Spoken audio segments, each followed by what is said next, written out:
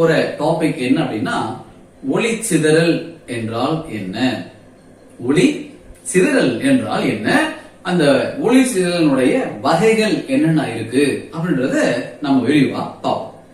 முதல்ல ஒளி சிதறல் என்றால் என்ன? ரொம்ப ஈஸிடா கண்ணு, ஒண்ணுமே இல்ல. சூரியன் இருந்து வரக்கூடிய ஒளி இருக்கு பாத்தீங்களா, அது பூமியினுடைய வளிமண்டலத்திற்கு உள்ள நுழையும் பொழுது வளிமண்டலத்துல வாயுனுடைய அணுக்கள் மூலக்கூறுகள்லாம் இருக்கும் இல்லையா, அந்த வாயுனுடைய அணுக்கள் மூலக்கூறுகள் எல்லாம் அந்த சூரிய ஒளியை உட்கிரகித்து அப்சர்வ் பண்ணி அனைத்து திசைகளிலும் வெளியே விலகல் அடைய செய்யும். சூரிய ஒளிய உட்கிரகித்து உள்ள வாங்கிக்கிட்டு அனைத்து திசைகளிலும் அது ஒளி என்ன பண்ணும், சிதறடைய செய்யும், விலகல் அடைய செய்யும். இதற்கு பேர் தான் ஒளி சிதறல் அப்படின்னு சொல்றோம். புரிஞ்சா? இங்க பாருங்களேன், இப்போ இதுதான் சூரியன் அப்படின்னா சூரியன்ல இருந்து வரக்கூடிய இந்த ஒளி கதிர்கள் இருக்கு இல்லையா, இந்த ஒளி கதிர்கள் பூமியினுடைய வளிமண்டலத்திற்குள்ள நுழையும் பொழுது வளிமண்டலத்திற்கு கூடிய மூலக்கூறுகள், வாயுவோட மூலக்கூறுகள் இந்த சூரிய ஒளியை உட்கிரகித்து அனைத்து திசைகளிலும் அந்த ஒளி என்ன பண்ணுமா, விலகல் அடைய செய்யுமா. இதற்கு பேருதான் ஒளி சிதறல் அப்படின்னு பேரு. புரிஞ்சா? இப்ப எந்த துகள் இந்த ஒளியை சிதறலடைய செய்யுதோ இந்த துகளுக்கு என்ன தெரியுமா பேரு, ஒளியை சிதறலடைய செய்யும் துகள் அப்படின்னு பேரு. ஸ்கேட்டரர் அப்படின்னு சொல்லுவாங்க, இத ஸ்கேட்டரிங் அப்படின்னு சொல்லுவாங்க. புரிஞ்சுங்களா? ரைட். இதுல என்னென்ன வகைகள் இருக்குன்னு பார்க்கலாம். ஒளி சிதறலுடைய வகைகள் எடுத்துட்டீங்க அப்படின்னா 2 வகையா பொதுவா நம்ம பிரிச்சுக்கலாம். எப்படி பிரிக்கலாம்? அந்த ஆற்றல் அளவை பொறுத்து, இன்னொன்னு துகளினுடைய தன்மை மற்றும் அளவை பொறுத்து. அந்த ஒளியினுடைய ஆற்றல் எந்த அளவுக்கு இருக்கு, சிதறடைவதற்கு முன்பு, சிதறடைவதற்கு பின்பு, அதை பொறுத்து 2 வகையாக பிரிச்சுக்கலாம். அதே மாதிரியே அந்த ஒளியை சிதறடிக்கக்கூடிய துகள் அதனுடைய அளவு எவ்வளவு இருக்கு, அதனுடைய தன்மை எவ்வளவு இருக்கு, அதை பொறுத்து மீண்டுமாக அதை 4 வகையாக பிரிக்கலாம். இப்ப ஆற்றலை பொறுத்து நம்ம எப்படி பிரிக்கிறோம்? 2 வகையாக பிரிக்கிறோம். முதல் வகை மீட்சி சிதறல், இரண்டாவது மீட்சியற்ற சிதறல். ரொம்ப சிம்பிள் கண்ணு. மீட்சி சிதறல் அப்படின்னா என்னன்னா, சிதறல் அடைவதற்கு முன்பாக இருந்த ஒளியினுடைய ஆற்றலும் சிதறல் அடைக்க பின்பு இருந்த ஒளியினுடைய ஆற்றலும் சமம் எனில் அந்த ஒளி சிதறல் மீட்சி ஒளி சிதறல் எனப்படும். புரிஞ்சா? சிதறலுக்கு முன்னாடி என்ன ஆற்றல் இருக்கோ சிதறல் அடைந்த பிறகும் அதே ஆற்றல் இருக்கணும்பா. எந்த ஆற்றல் இழப்பும் இருக்கக்கூடாது. நல்லா புரிஞ்சுக்கணும், எந்த ஆற்றல் இழப்பும் இருக்கக்கூடாது. அப்படி இருந்தா அதுக்கு பேரு மீட்சி சிதறல். சமமா இருந்தா மீட்சி சிதறல். அப்போ இது என்ன சொல்லுவீங்க, சமமற்று இருந்தால். அவ்வளவுதான் கண்ணு.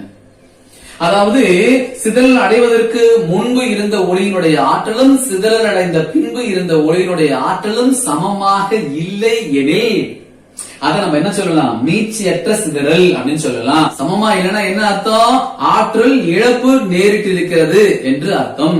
அப்போ ஆற்றல் இழப்பு இதுல கண்டிப்பா இருக்கும். மீட்சியற்ற ஒளி சிதறலில் ஆற்றல் இழப்பு கண்டிப்பா இருக்கும். இது 2 புரிஞ்சா? அடுத்தது வாங்க. அடுத்தது நீங்க பாத்தீங்கன்னா துகளினுடைய தன்மை மற்றும் அளவை பொறுத்து ஒளி சிதறல் நம்ம 4 பிரிச்சிருக்கோமா. ராலே ஒளி சிதறல், மீ ஒளி சிதறல், டிண்டால் ஒளி சிதறல், ராமன் ஒளி சிதறல் அப்படின்னு 4 வகையா பிரிச்சிருக்கோம். இத ஒண்ணு பை ஒண்ணா பாப்போமா வாங்க. ராலே ஒளி சிதறல் என்ன சொல்றாரு? ராலே என்ற அறிவியல் அறிஞர் சூரியனிடமிருந்து வரக்கூடிய அந்த ஒளி கதிரானது பூமியினுடைய வளிமண்டலத்தில் நுழையும் பொழுது வளிமண்டலத்தில் உள்ள வாயுக்கள் இருக்கு இல்லையா, அந்த வாயுக்களுடைய அணுக்களாலோ அல்லது மூலக்கூறுகளாலோ சிதறல் அடிக்கப்படும் நிகழ்வுக்கு பேரு ராலே ஒளி சிதறல். ஈஸியா இருக்கா? என்னன்னு புரியுதா? சூரியனிடமிருந்து வரக்கூடிய அந்த ஒளிக்கதிரானது பூமியின் வளிமண்டலத்தில் உள்ள வாயுக்களின் மூலக்கூறுகளாலோ அல்லது அணுக்களாலோ சிதறல் அடிக்கப்படும் நிகழ்வுக்கு ராலே ஒளி சிதறல் என்று பெயர். புரிஞ்சுட்டீங்களா? எஸ். இத பேஸ் பண்ணி ராலே ஒளி சிதறல் விதி. இந்த விதி என்ன சொல்லுது அப்படின்னா, ஒளி சிதறடிக்கப்படும் அளவு இருக்கு இல்லையா, எந்த அளவுக்கு ஒரு ஒளியானது சிதறடிக்கப்படும் அப்படின்னு ஒரு அளவு இருக்கும்ல, அந்த அளவானது அந்த ஒளியின் அலைநீளம் இருக்குல்லப்பா, அந்த அலைநீளத்தின் 4 மடிக்கு எதிர்த்தகவில் அமையுமா. ஒளியின் அலைநீளத்தின் 4 மடிக்கு எதிர்த்தகவில் அமையும். இந்த வார்த்தை நல்லா புரிஞ்சுக்கோ. ஒளியின் அலைநீளத்தின் 4 மடிக்கு எதிர்த்தகவு. புரிஞ்சா? இதுதான் விதி. இங்க பாருங்களேன் என்ன சொல்றாங்க, அந்த ஒளி சிதறல் அளவு இருக்குல்லப்பா, ஒளி சிதறல்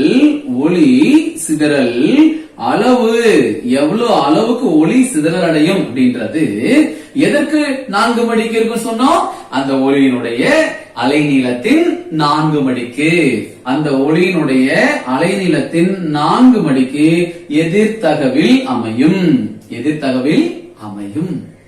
அதாவது என்ன புரிஞ்சுக்கலாம், ஒளியினுடைய அலைநீளம் மிக குறைவாக இருந்தால் ஒளி சிதறலடையும் அளவானது மிக அதிகமாக இருக்கும்.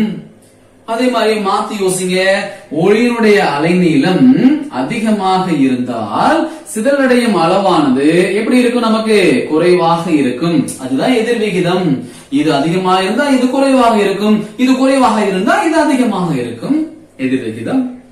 அப்போ உனக்கு ஒரு விஷயம் நீங்க புரிஞ்சுக்கலாம். விப்சிஆர்னு ஒண்ணு படிச்சோம், ஞாபகம் இருக்கா? இந்த விப்சிஆர்ல ஒரு கேள்வி கேட்கிறேன். ஃபர்ஸ்ட் இருக்கிறது வயலட் ஊதா, கடைசியா இருக்கிறது சிகப்பு ரெட். ஆமாவா? இதுல எதற்கு அலைநீளம் குறைவு? டக்குன்னு சொல்லு பார்க்கலாம். எதுக்குப்பா? ஊதாவுக்கு. சூப்பர் கண்ணு, ஊதாவுக்கு அலைநீளம் குறைவு. அப்ப அடுத்த பதில நீயே சொல்லு.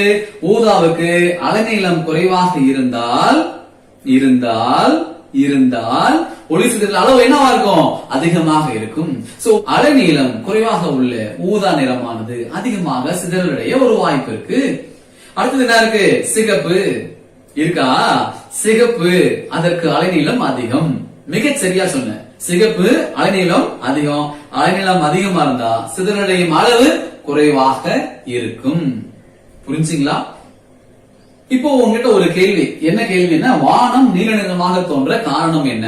குறிப்பா நண்பகல் வேளையில பகல் வேளையில வானத்தை நீங்க பாத்தீங்க அப்படின்னா அது என்ன கலர்ல இருக்கும், நீல கலர்ல இருக்கும். காரணம் என்ன? ராலே சிதறல் விதியை கொண்டு இந்த காரணத்தை நம்ம எளிமையா விளக்கிடலாம்.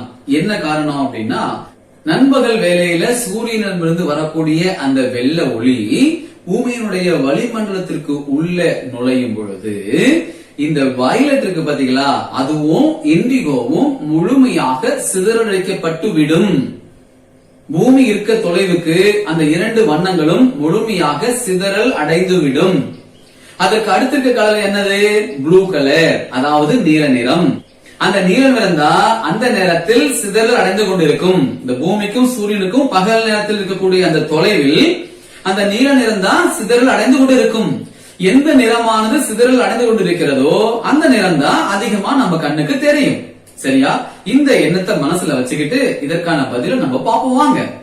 இப்போ வானம் நீல நிறமா தோன்றுவதற்கு என்ன காரணம் அப்படின்னா, நீல நிறத்தினுடைய அலைநீளம் மிகவும் குறைவு. நீல நிறத்தினுடைய அலைநீளம் மிகவும் குறைவு. ராலே விதிப்படி அலைநீளம் குறைவாக இருந்தால் ஆட்டோமேட்டிக்கா சிதறலடையும் அளவு என்னப்பா ஆயிரும், அதிகமாயிரும். சோ அலைநீளம் குறைவா இருக்கிறதுனாலையும் மிக அதிகமாக அந்த நீல நிறம் சிதறலடைக்கப்படுவதாலையும் நமக்கு வானம் என்ன நிறமாக தெரிகிறது, நீல நிறமாக தெரிகிறது. புரிஞ்சா? தூரமும் ஒரு காரணம். உடனே ஒரு கேள்வி வரும், நீ கண்டிப்பா யோசிப்பாராகன்னு. என்ன யோசிப்ப சார், வயலட் இண்டிகோலாம் இருக்குல்ல, ப்ளூவை விட அதனுடைய அலைநீளம் இன்னும் குறைவு தானே, அப்ப அவர்கள் எல்லாம் சிதறடிக்கப்பட்டு அந்த நிறங்களில் எல்லாம் வானம் தெரியாதா அப்படின்னு நீ கேட்பீங்க. ஆமாவா? எஸ். சூரியனுக்கும் பூமிக்கும் இடையே உள்ள இந்த தொலைவிற்கு சிதறடிக்கப்பட்டு கொண்டிருக்கக்கூடிய நிறம் எந்த நிறம், நீல நிறம். அதனால அது மட்டும்தான் கண்ணுக்கு தெரியும். ஒருவேளை இன்னும் சற்று அருகாமையில் இருந்தா நமக்கு வேறு வண்ணங்களில் காட்சி அளிக்க வாய்ப்பு இருக்கு. சரியா? ரைட். இப்ப கவனிங்க, அடுத்த கேள்வி என்னன்னா, வானம் சிகப்பு நிறத்தில் தோன்ற காரணம் என்ன? எப்போ வானத்தை நீங்க சிகப்பு கடல்ல பாத்திருக்கீங்க அல்லது சூரியனை சிகப்பு கடல்ல பாத்திருக்கீங்க அப்படின்னா, காலையில பார்க்கலாம், இல்லைன்னா மாலையில பார்க்கலாம். காலையில அல்லது மாலையில வானம் அல்லது சூரியன் சிகப்பு நிறத்தில் தோன்ற என்ன காரணமா இருக்கலாம்? ராலே விதிப்படி பார்ப்போம். இதுக்கும் ராலே விதிதான். உதாரணம் சொல்லி தரேன், இங்க பாருங்க. இதை நீங்க என்ன பண்றீங்கன்னா பூமியா நினைச்சுக்கோங்க. மேலும் கீழும் தட்டையா இருக்கா? இங்க இடத்துல நீங்க இருக்கிறதா இமேஜின் பண்ணிக்கங்க. இடத்துல நீங்க இருக்கீங்க, சரிங்களா? இங்க நீங்க இருக்கீங்க, சூரியன் வந்து அங்க இருக்கு.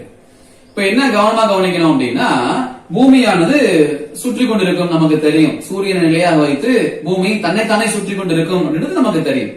பூமி ஒரு முறை தன்னைத்தானே சுற்றும் பொழுதுதான் 24 மணி நேரம் காலையும் இரவும் சேர்ந்து வரும் நமக்கு ஒரு நாள் அப்படின்றது. இப்ப கவனிங்களேன், இதுதான் காலை பொழுதுன்னு வச்சுக்கோங்க. இந்த இடத்துல நீங்க இருக்கீங்க, இதுதான் காலை பொழுது.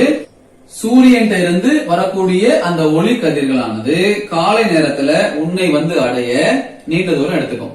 கரெக்டுங்களா? தொலைவு அதிகமா இருக்கு. சரி, அப்படியே பாருங்க. இப்ப என்ன ஆயிட்டே இருக்குன்னா, காலை பொழுது கடந்து போயிட்டே இருக்கு. இப்ப என்ன ஆயிடுச்சு? நண்பகல், மதியம் வந்துட்டீங்க. இப்ப மதியம் இருக்கும் பொழுது என்ன ஆகும்னா, நீங்க சூரியனுக்கு கொஞ்சம் அருகாமையில போடுறீங்க, தொலைவு குறைஞ்சிருது.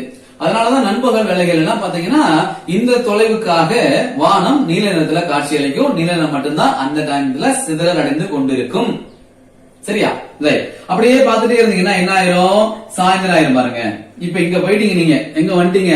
இங்க வந்துட்டீங்க, இங்க இடத்துக்கு வந்துட்டீங்க. இப்போ இங்க வந்துட்டீங்கன்னா சாயந்தரம் ஆயிடுச்சு, மாலை வேலை ஆயிடுச்சு. இப்பவும் பாத்தீங்கன்னா சூரியன் இருந்து வரக்கூடிய ஒளிக்கதிர்கள் பயணம் பண்ணி வருது பாத்தீங்களா? அது மிக அதிகமான தொலைவுல இருக்கும். அப்ப காலையிலையும் மாலையிலையும் பாத்தீங்கன்னா சூரியன் இருந்து வரக்கூடிய அந்த தொலைவு, ஒளி கதிர்கள் பயணம் பண்ணக்கூடிய தொலைவு அதிகமாக இருக்கும். சரியா? இப்படி அதிகமா இருக்கிற காரணத்தினால அது ஏன் சொல்றேன் கவனிங்க. அப்படியே கவனிச்சு முடிச்சிடலாங்க. அப்படியே பாருங்க, இப்போ நடுராத்திரி இந்த பக்கம் இருக்கீங்க நீங்க, நடுராத்திரி. இப்போ இப்ப அப்படியே திரும்பி பூமி சுத்தி வந்துச்சுன்னா இப்ப திரும்ப பகல், காலைல நீங்க முடிச்சிடலாம். இப்படிதான் இரவு பகல் மாறி மாறி வரும். இப்ப உங்ககிட்ட ஒரு கேள்வி என்ன கேட்க போறேன்னா, காலை வேலையிலையும் மாலை வேலையிலையும் எப்படி இருந்தது? தூரம் அதிகமா இருந்தது இல்லையா? தூரம் அதிகமா இருக்கப்போ என்ன ஆயிரும்னா, இந்த ரெட் கலர் இருக்குல்ல, சிவப்பு வண்ணத்தை தவிர மற்ற வண்ணங்கள் அனைத்தும் சிதறலடிக்கப்பட்டுவிடும். அந்த தூரத்துக்கு மற்ற வண்ணங்கள் எல்லாமே சிதறல் அடைக்கப்பட்டுவிடும். மிச்சம் சிதறல் அடைந்து கொண்டிருக்கும் ஒளி சிகப்பு. அதனால அது நம்ம கண்ணுக்கு தெரியுது. உடனே உன் மனசுல ஒரு கேள்வி வரும், டக்குன்னு கேட்பீங்க, சார் சிகப்பிற்கு அலைநீளம் அதிகம், ஆமா தானே? எஸ், சிகப்பிற்கு அலைநீளம் அதிகம்தான். அப்ப ஒளி சிதறடையும் அளவு எப்படி இருக்கும்? குறைவுதான். ஒளி சிதறடையும் அளவு குறைவுதான். ஆனா வேற வழி இல்லப்பா, அந்த ஒளி மட்டும்தான் அந்த இடத்துல சிதறல் அடைந்து கொண்டிருக்கும், அந்த தூரத்தில் சிதறல் அடைந்து கொண்டிருக்கும். அதனால குறைவாக ஒளி சிதறல் அடைந்தாலும் நம் கண்ணுக்கு தெரியக்கூடிய ஒளி சிவப்பு மட்டுமே. புரிஞ்சா? இப்போ அப்போ காலையிலையும் மாலையிலையும் சூரியனானது சிவப்பு நிறத்தில் காட்சியளிப்பதற்கான காரணம் தெளிவா புரிஞ்சுட்டீங்களா? அந்த தொலைவிற்கு காலையிலையும் மாலையிலையும் சூரிய ஒளியானது மிக அதிகமான தொலைவு கடந்து போக வேண்டியிருக்கும். அப்படி கடந்து போறதுனால மற்ற நிறங்கள் எல்லாமே சிதறடைந்து விடும். அதிக அலைநீளம் கொண்டிருந்தாலும் குறைவாக சிதறடிக்கப்பட்டாலும் அந்த சிவப்பு நிறம் தான் அந்த தூரத்தில் சிதறல் அடைந்து கொண்டிருக்கும். அதனாலதான் நம்ம பார்ப்பதற்கு வானம் அல்லது சூரியன் சிகப்பு நிறமாக காட்சியளிக்குது. புரிஞ்சா? Very good, very good. இதுதான் பாரு அலை சிதறல் அப்படின்னு சொல்றது. ஈஸியா இருக்கா?